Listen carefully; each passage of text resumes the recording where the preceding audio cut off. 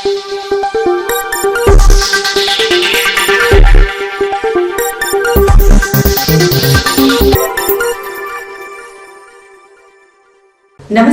Telangana 24 news కి స్వాగతం. మన తెలంగాణ మన వార్తలు. నేను సంధ్య.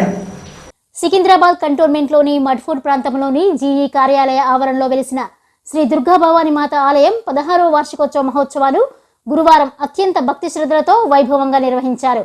ఉదయం 6 గంటలకు అమ్మవారికి పవిత్ర అభిషేకంతో వేడుకలు ప్రారంభమయ్యాయి. అనంతరం ఉదయం 7 గంటలకు హోమం నిర్వహించగా ఉదయం 8:30 మహాహారతి, తీర్థ ప్రసాద వితరణ కార్యక్రమాలు నిర్వహించారు. మధ్యాహ్నం 12 గంటల నుంచి భక్తులకు అన్న ప్రసాద వితరణ చేపట్టారు.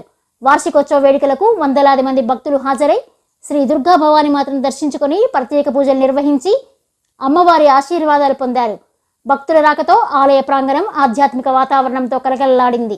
ఈ కార్యక్రమంలో జీఈ మేజర్ దేవేందర్ సింగ్తో పాటు CW army 1, CW army 2, GE south, GE నార్త్కు చెందిన అధికారులు, ఉద్యోగులు మరియు భక్తులు పెద్ద సంఖ్యలో పాల్గొని ప్రత్యేక పూజలో పాల్గొన్నారు.